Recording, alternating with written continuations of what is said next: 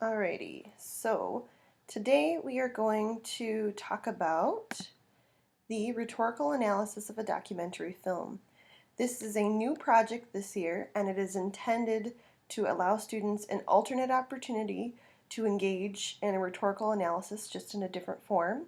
It also is supposed to encourage students to become more worldly, to learn about current issues, and to just continue their capture of knowledge and evidence that they can use for future analysis or argumentation. So let's get started. First, every student is going to select a film.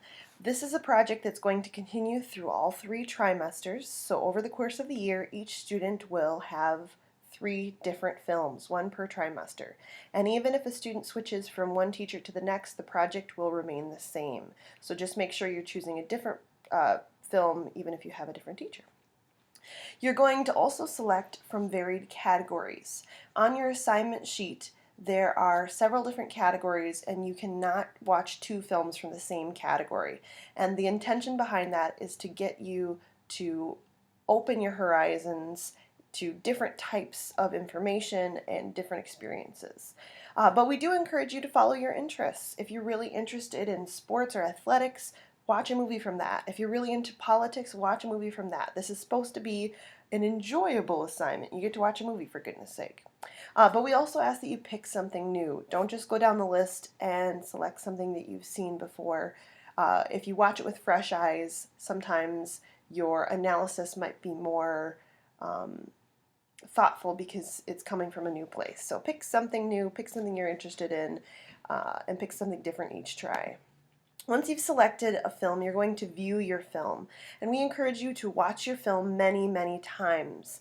Oftentimes with documentaries, there's so much information, it's so dense, that if you watch it the first time, you might miss something structural, or you might miss some bias. So we encourage you to watch it many, many times. Now, you are going to be taking notes on your film. Each trimester there's going to be a different focus. First trimester, the focus is going to be structure. How is the film organized, and how does that organization help the claim of the filmmaker?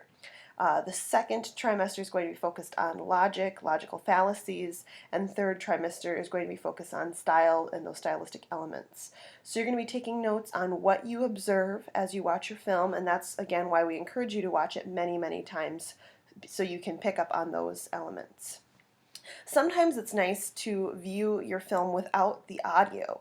A lot of times we'll just listen to the narration and we won't pay attention to the pathos that's being achieved through the visual components. So sometimes if you just mute it, you can look at how the editing of certain images or the inclusion of certain images helps or hinders the argument.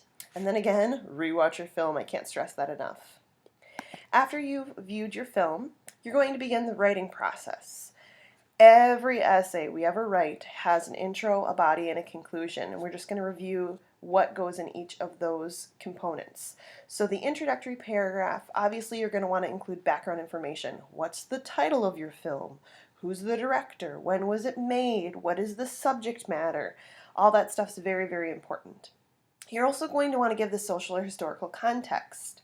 So what happened if your film is set in a post 9/11 world, you're going to want to talk about 9/11 and the impact of that event on your film. What is the filmmaker's claim? Sometimes that's going to be overt, sometimes it's going to be covert. So you're going to have to really excavate your film to make sure you know what the claim is, and sometimes your filmmaker might have more than one. Also, what is the exigence or urgency? That kind of goes hand in hand with the social historical context. Why is the filmmaker making this movie? What is spurring the claim? And then you're going to end with your thesis, and that will be your analysis of structure, logic, or style, depending on the trimester.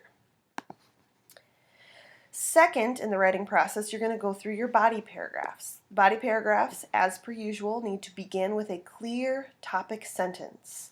The topic sentence should both transition into this new idea and introduce what the paragraph is going to be detailing. Make sure that the topic sentence can stand alone. So similar to your thesis statement, it should represent the contents of the entirety of that paragraph. So if you're wondering if you have a clear topic sentence or not, just read the topic sentence and then look at your paragraph and see if they match up with each other. Within the paragraph, you're going to have the analysis. So pick apart whatever element you're talking about, give details and context. Remember that your reader may or may not have seen your film, so be clear in what it is you're talking about. If you're talking about patriotic images, make sure you tell me what those are. Is it an image of a flag waving and then a soldier saluting? Or what does that look like? Or is it just red, white, and blue fireworks? Give us specifics there. And then tell us what is the effect of that particular element. So through using these patriotic images, there's an appeal to pathos. It's appealing toward the American sense of pride. And then at the end of each paragraph, you are going to conclude your topic. Complete whatever it is you're talking about. Do not introduce the next topic because that's the job of the following paragraph's topic sentence. Now, body paragraphs, a lot of times students want to know how many they need. Obviously, the number of body paragraphs are going to differ depending on your thesis statement. But I would say anywhere between 1 to 4 or 5 body paragraphs is what you'll need. And then in the writing process, we will end with our conclusion. You want to restate your thesis near the beginning of the conclusion. Make sure that's new phrasing. Don't just copy and paste because that makes the reader feel confused and a little gypped. You're going to recap your general analysis, just reviewing everything you've talked about briefly. And then you want to leave the reader with a thought-provoking note. You don't want them to end on a blah note. Give them something to chew on. Give them something to digest. And sometimes, if you worked really hard on an opening hook, it's interesting after having your analysis if you can reintroduce that hook, because the reader should now look at that information in a different light, having read your analysis. So just an idea there. Just make sure you end with something strong. And then some other notes here about this assignment. It is not a process work, and by that I mean we're not going to go through the outlining stages. We're not going to have draft 1, draft 2, draft 3. This is an assignment in which we'll talk about it briefly. We'll give you some models. We'll make ourselves available before and after school to talk about it, but this is independent work. This is kind of like college, where they'll give you an assignment and they expect you to go through those process stages on your own. Now, that being said, when you hand in your assignment, we are expecting the level of the quality of a process work. So you should go through revisions on your own. You should make sure that you give yourself ample time. Don't do it the night before because we will be grading it like a process work. Now, a couple suggestions there. Just because we will not be reading your drafts, that doesn't mean that other people can't read your drafts. So if you have a friend and you guys want to switch to just review each other's, give each other corrections, if you have a parent or a sibling that you want to look at your work, that's perfectly fine.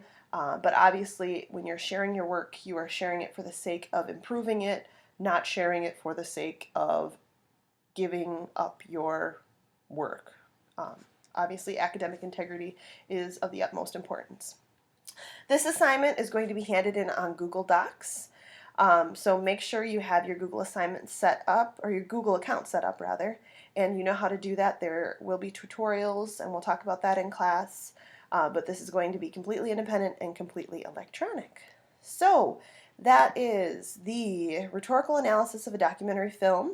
We really hope you guys enjoy this assignment. I hope that it's a thought-provoking experience and it allows you to engage in film and analysis in a different way.